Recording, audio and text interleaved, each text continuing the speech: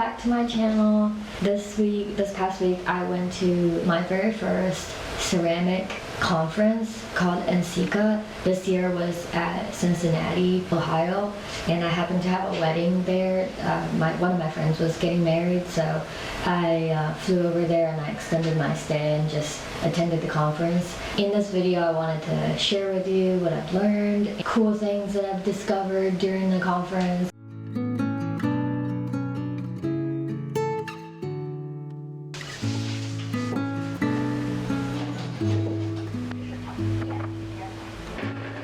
It was overall a very awesome, overwhelming experience, and I'll share with you some of my hauls that I've purchased. I've met a lot of wonderful people there. Unfortunately, I didn't get a lot of footage just because the place was so crowded. Everywhere, everything was happening all at once, just like that movie. I went with my friend Rebecca. We are both potters. We geeked out on all the gears, the kilns, the tools, and all of the amazing artists and their art. I'll share some of that in the video.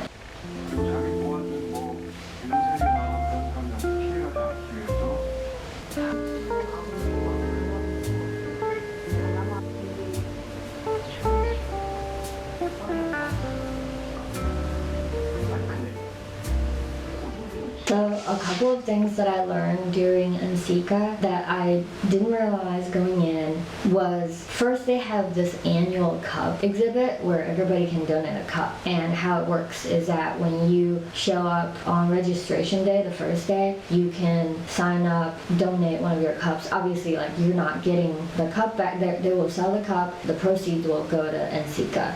On the second day, the cup is on the exhibition floor and everybody can come in and see what's there, who donated. And then the third day, in the morning, very early on in the morning, everybody lines up. I think they all get up at like 6 or 5:30 a.m. The line is like out the door. Also, you price the items when you donate your cup. They will sell them on the third day. I didn't even realize it was going on. By the time I went there, it was like 9 a.m. and there were probably 10-15 cups left. So I didn't even get to see who donated and what kind of things were there. So I'm really wanting to see that next year. That was one of the cool things. And then the other thing was all of these demoing artists. So they don't really have maybe they do and I just didn't realize, but they don't really have like a set big schedule of all the demoing artists. It's sort of like trickled throughout my whole conference. It was on random flyers, it's on different places or at different places advertisements. I guess I could have gotten together a holistic list of all of the demoing artists, because it would be cool to actually like go through to see which ones I would love to see demoing, be there at the time that they're demoing. So they usually demo for 2 hours.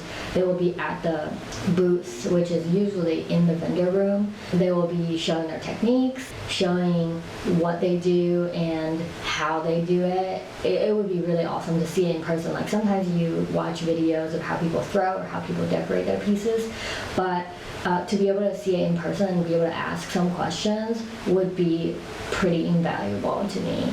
That was one of the second thing. And then the third thing was all of the exhibitions, which when the conference is happening, the 4-day period, there were multiple art exhibitions around the entire city. So the conference was Wednesday through Saturday, and then the heavy days are Thursdays and Fridays, and then so Thursday night and Friday night they would have exhibitions within the city all over the place. And they did have like a bus schedule. You could get on the bus and go with the bus tour to tour all of the exhibitions, but I felt like that was a little too overwhelming for me after a whole day of looking at the vendors, looking at meeting all the new people. I don't know if I could have pulled it off, but if there were artists that I genuinely are very excited about, I didn't want to miss that. I think for next time I would definitely want to actually sit down and look through the schedule and see who those artists are when the reception is. The reception just means that the artists probably will be there, and then there will be like hors d'oeuvres or drinks or people socializing and stuff like that. And we happened upon it because my friend and I, after Friday, a whole day of events, we decided to get boba, obviously. and we were on over the Rhine section of Cincinnati, and we found all these shops over the Rhine that has the NCECA Current. Current is the name of the theme this year. The Current sign on their door. We were like, oh my god, these must be the shops that were doing the exhibition. So we went in there. We found earrings that were done by ceramicists that I really loved. We found this place that was like a high fashion place. They had the artists there, 3 artists, and they all work out of one studio. The artists were explaining how these pieces were done. Yeah, actually, one of the artists, she explained her process very, very detailed. My friend Rebecca ended up buying a piece from her. Oh, it was like really amazing to be able to hear the history of it and seeing everything. I think that would just be a full-on experience if we had done all of that and actually planned it out. But I am glad that we didn't overwhelm ourselves, because it was already so much information at the same time, especially for somebody who hasn't been to NCECA before and have no idea what's going on. Just the vendor room, the exhibitions in the conference, the art gallery, and the residence and the school section would already be overwhelming enough. And I'm pretty sure there's like multiple other things going on at the same time. Oh my god, it was such a great experience. I would highly recommend anybody who has never been to NCECA before, if you have the budget.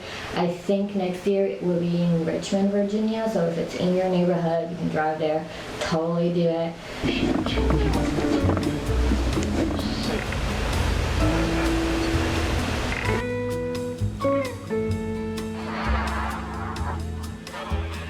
This is my NCECA haul, and here's all the stuff that I bought, and I'm so excited for them. This is called Spray Epoxy.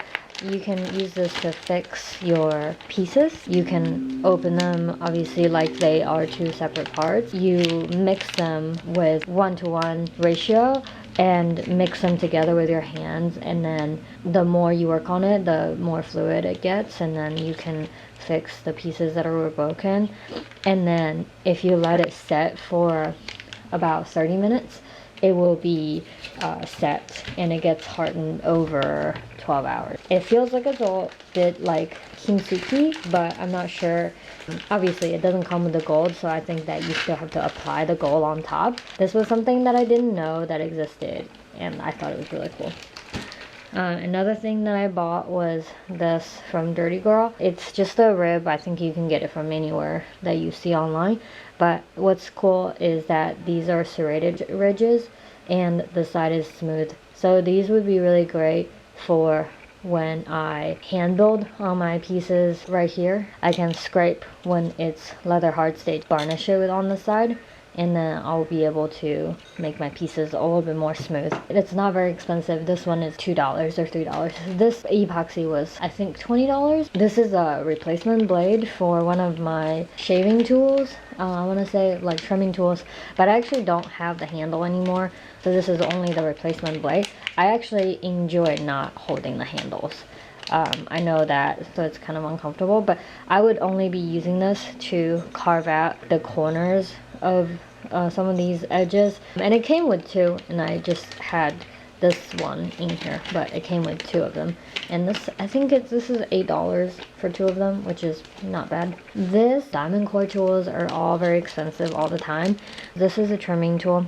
When you're trimming your pieces, you put your pieces on the wheel, and then you put this on top of it. So this sticky side is soft. It can stick to leather hard clay, and then this whole thing will turn, and your fingers would be here. Because you have like a little bit of divvy space, you can have your finger holding this thing, basically transferring your finger pressure into this whole piece area to make it even more even of a pressure going down, and be able to control your piece a little better. And also on this, you can see all of these different divides that they did. A 7th divide would be this orange color, so 1, 2, 3, 4, 5, 6, 7.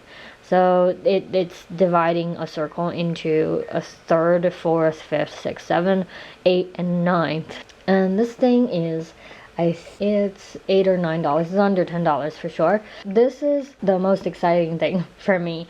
This is from Ling Xingchun, this older gentleman who has been doing pottery for years. I've watched so many of his YouTube videos on trimming and throwing and stuff like that. He makes these tungsten carbide tools.